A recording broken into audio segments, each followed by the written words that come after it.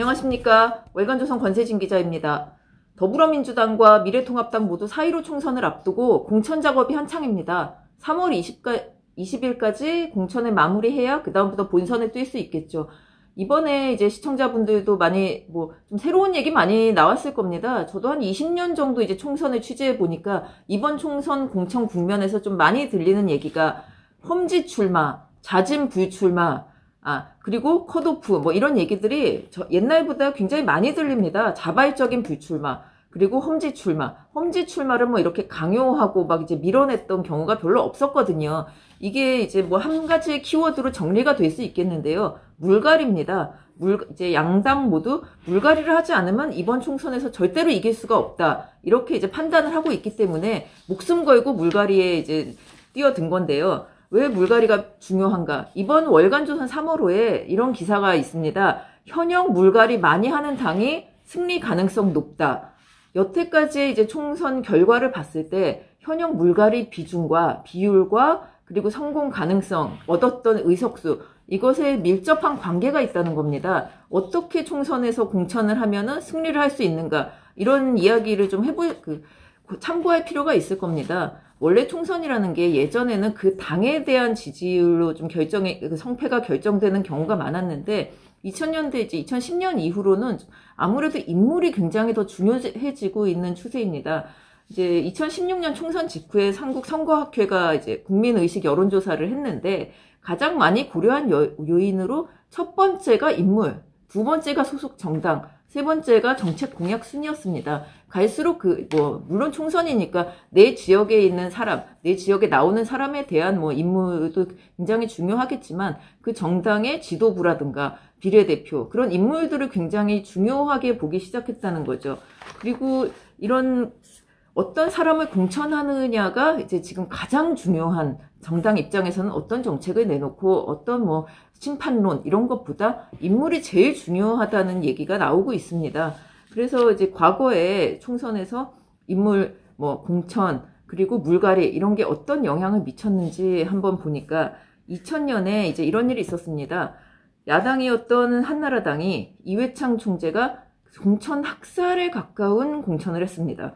이때 이제 이회창 총재라는 사람은 옛날부터 정치를 해온 사람도 아니고 당내 기반이 그렇게 강하지 않았겠죠.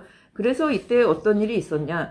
영남의 정치 거물들, 김윤환, 이기택, 신상호, 이런 사람들이 모두 이제 공천에서 배제됐습니다. 경선에서 지고 이런 게 아니라 아예 배제를 시킨 거예요.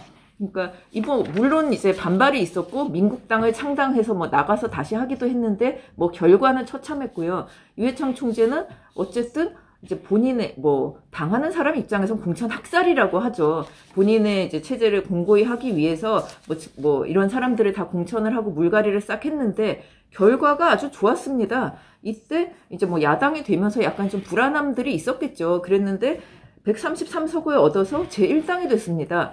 여소야대 국면을 만든 겁니다. 이게 왜 이렇게 됐을까 이제 생각을 해보면은 이회창 총재가 영도력이 너무 뛰어나서 아니면은 야당의 인기가 많아서라기보다는 확실하게 물갈이 그리고 이제 공천 개혁이라는 것을 이뤄낸 게 아닌가 이런 분석이 나오는데, 그러니까 피해자 입장에서는 공천 학살이라는 단어인데 이게 국민들 입장에서는 물갈이 이렇게 볼 수 있다는 겁니다. 이 사례는 이제 2008년에도 비슷하게 드러납니다. 2008년 하면은 이제 친박 학살이라는 이런 얘기가 이제 나오는데 2008년에는 이제 이명박 후보가 대통령이 되면서 한나라당이 처음 이제 몇 년 만에 다시 여당이 돼서 선거를 치르게 됩니다. 물론 이제 대통령의 입김이 이제 공천에 들어갈 수밖에 없었겠죠.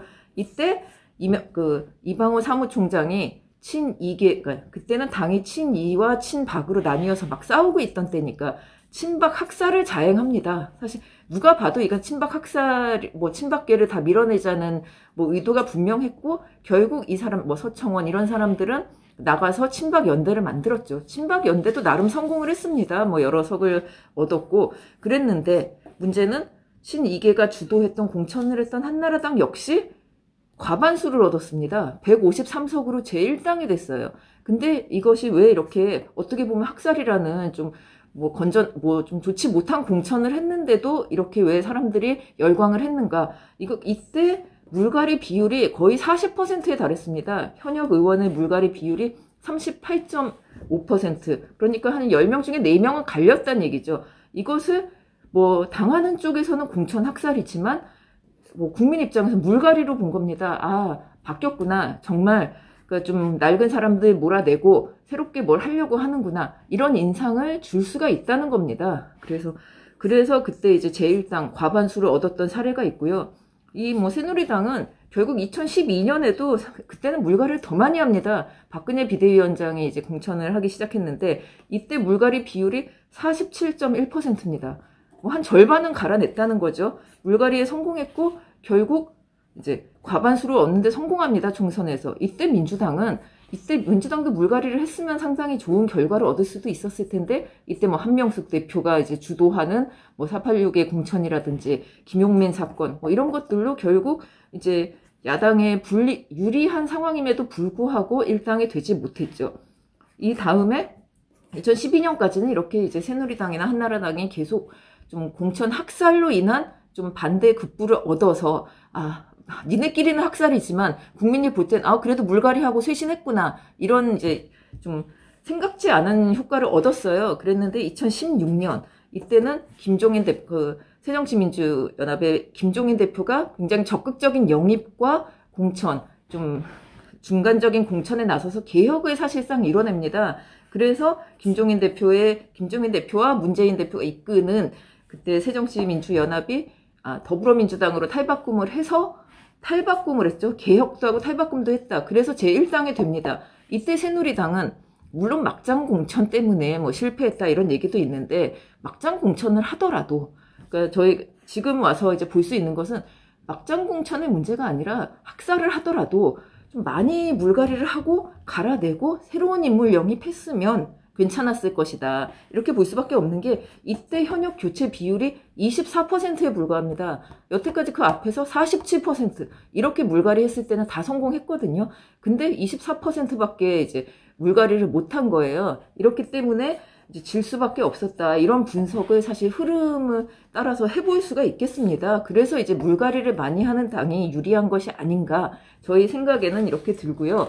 근데 지금 이제 민주당과 미래통합당의 이제 물갈이를 보면은 사실 이런 공천 학살보다는 훨씬 더 긍정적이고 좀 고무적인 물갈이가 일어나고 있습니다. 민주당의 경우 이제 장관들 뭐 박영선, 유은혜, 뭐 추미애 이런 장관들이 이제 결국 불출마를 선택했지 않습니까?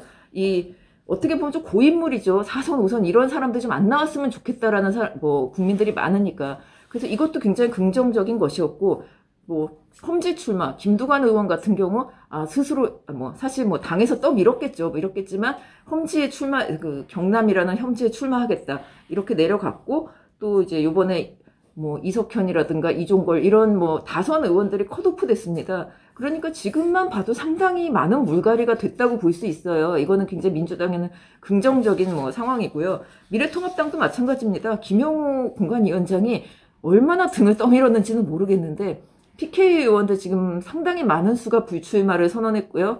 강남권에 이제 좀 양지죠, 양지. 이 당에는 양지라고 할 수 있는 곳들의 의원들을 컷오프 시키고 밀어내고 강남 서초에 이런 의원들을 다 자리를 다 비워줬습니다. 이제 물갈이가 확실하게 된다는 거죠. 그리고 이제 홍준표, 김태호 이런 대표급 의원, 전직 의원들도 어떻게 될지는 모르겠지만 계속 이제 거기 나가면 안 된다 이렇게 하려면은 물갈이, 다른 지역으로 가라, 좀 앞장서라, 이렇게 계속 물갈이를 시도하고 있습니다. 양당 모두 굉장히 좀 고무적인 상황들이 일어나고 있는데요. 근데 여기서 이제 끝이 나지는 않겠죠. 이제 이 정도만 가지고 물갈이라고 볼 수 있느냐, 이런 의견도 있어요.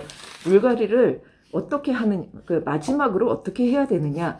정말로 이제 양 당이 성공을 하려면 이런 전략에 대해서 한번 저희가 좀 토론도 해보고 좀 어떤 방법이 있을까 생각을 해봤는데 양쪽 다 정답은 있습니다. 민주당의 경우 이번에 청와대 출신들이 몇십 명, 한 100명 가까이 나오지 않았습니까?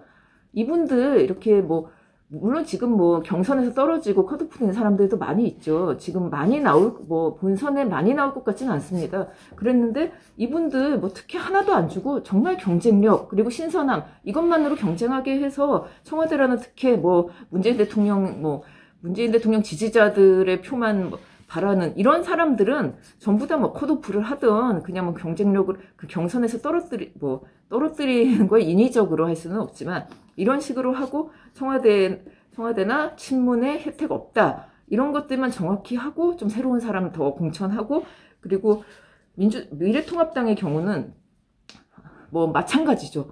이제 그쪽 그 황교안 대표의 측근들 그리고 강성 친박 이런 사람들에게 특혜 없다. 그리고 웬만하면 좀 물러나라. 당신들은 사람들이 그렇게 신선하게 생각하지도 않고 좀 구악처럼 생각한다. 이런 사인을 많이 줘서 양당 모두 지금 이제 원래 고인물 같은 사람들을 좀 밀어내고 물갈이를 한다는 모습을 국민들에게 제대로 보여주면 양당 모두 좀 신선함이 이제 있을 걸로 이제 기대를 합니다. 그래서 지금 이제 이 물갈이를 주도하고 있는 사람이 미래통합당의 경우 아무래도 뭐 원혜영 공관위원장보다는 이해찬 대표가 많은 일을 하고 있는 것 같고요. 미래통합당은 김영호 위원장이 그 공관위원장이 이런 작업들을 하고 있는데 원래 이제 예전에는 총선에서 그 유력 대권 주자라든가 그 당의 실세 이런 사람들이 이제 공천을 주도했지 않습니까? 그러면 이제 영입도 잘 되고 그 주변에 줄 서는 사람들 위주로 당도 똘똘 뭉칠 수 있고 한데 이번 물갈이는